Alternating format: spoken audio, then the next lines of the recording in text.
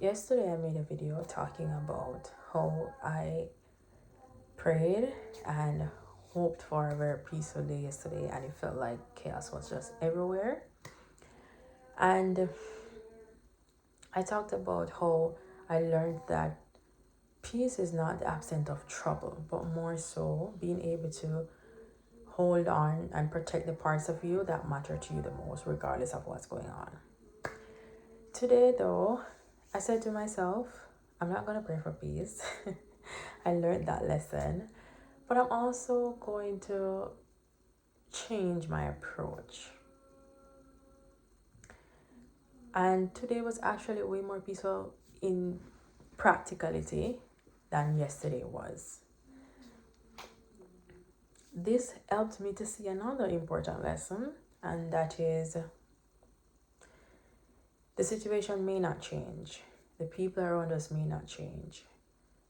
Not even the outcome may not change. But when you change your approach, your experience of that outcome will most likely change.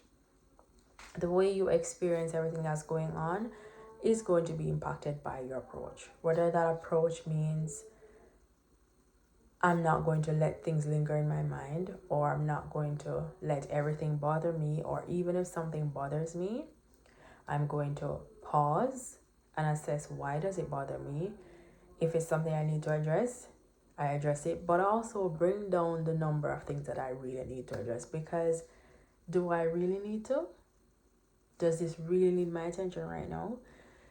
Is there anybody else that would probably volunteer to take this mind game up that is not me? Because sometimes we just, especially if you're an analytical person like me, things stay in my head way longer than they should. And it creates a very disturbing reality and a very prolonged reality of, whether good or bad sometimes. And so because of that, it's really important for me to be intentional about things lingering in my head, because that is going to directly affect the peace that I experience. So whether it's letting things go, waiting a little longer, keeping the frustrations in, not indefinitely, because you have to let things out, but not allowing a moment to turn into an entire day, not allowing things to just weigh down on your heart. Knowing that you did your best is enough. Knowing that you contributed your best is enough, without you feeling completely responsible for the outcome of every single thing happening. One of the ways that I changed my approach today was kind of going with the flow. I just didn't really allow even experiences that repeated themselves today from yesterday. I just responded to it completely different, and I saw the difference. For sure, as I said, today actually felt more practically peaceful. And so this is something that I'm learning right now, and I'm carrying into every single area of my life, because peace is something that you cannot buy. And when you've experienced extraordinary chaos, when you experience the rock hitting the fan all day, consistently, days and weeks and months, and it grows on you.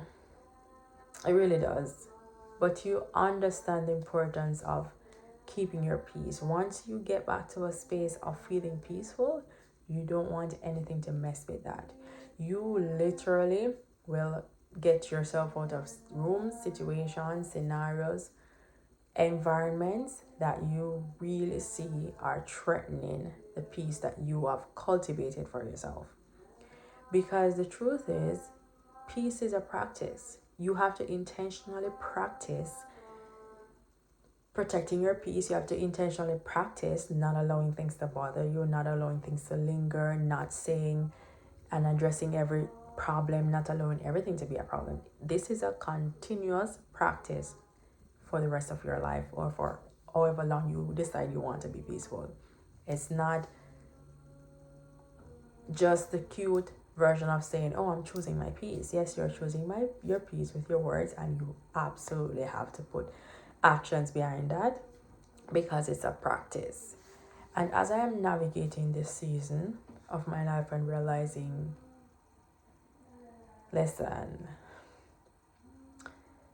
the peace is on the top of the priority list. And it doesn't mean you're going to be responsible. It doesn't mean you're going to prematurely leave your responsibilities.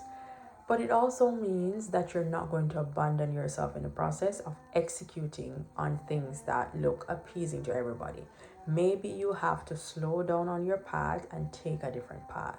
As I always say, the goal remains the same, but the path is flexible. Maybe you have to take a different path. Maybe you have to slow down, or in our eyes, slow down, because sometimes we think we're slowing down and we're really not. We're really getting a grip on ourselves to be able to produce better results. It's basically like when you pull the slingshot back to make it go further. That's really what it is when we reassess ourselves, and especially on this journey of rebuilding. It may look slow because that's not the path that you've been taking all along, but it doesn't mean that it's slow. All right? And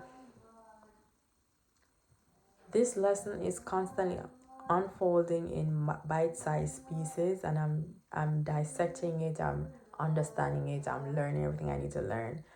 But it's just not coming all at once, and so that's why sometimes I probably make videos I'm talking about the same thing literally, but they're just different realizations that I get at different points, and I just want to come on here and share it with y'all, just in case you're in that space, in that season where it feels exactly the same to you and you're wondering, what is this? You don't know the language to put to it, and you are also wondering if you're the only one experiencing it. I don't think there's anybody in this world who is experiencing anything by themselves. We may feel alone in our day-to-day movements, but there is somebody else, and multiple people too, who are having identical experiences. We're just not in the same vicinity. And so one of my hope is for this video to reach the people who are in this space, who think they're alone and want to see practically that you're not.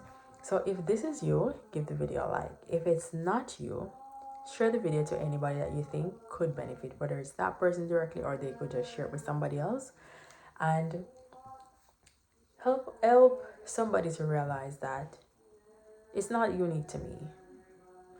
All right? And comment below and tell me, what is something that you're learning about the peace that you desire to have in your life. I'd love to hear that below. Follow me on all social media platforms at Khrista-Lee. That's Instagram, TikTok, and Facebook. And consider subscribing if you have not yet subscribed. Welcome to the channel if you're new. And if you are new, I'm going to be hosting a free virtual rebuild workshop July 18 at 8 p.m. Eastern Standard Time. And this workshop is for you if you're ready to stop surviving and start creating options. So the link will be in my description, where you can register, grab your free seat. I'd love to have you over there, and come prepared to experience your life differently and see your life differently than you see it now, because I think that's truly what creating options will help you to do for yourself. All right, so if that's you, or if anybody you know fits that criteria, share the link with them for the rebuild workshop, and I'm looking forward to see you on Saturday. It's actually Saturday. I cannot believe the month ended so quickly. It is going to be this Saturday at 8 p.m. Eastern Standard Time, and I hope to see you there. All right, until then, let's go make some mistakes. Bye.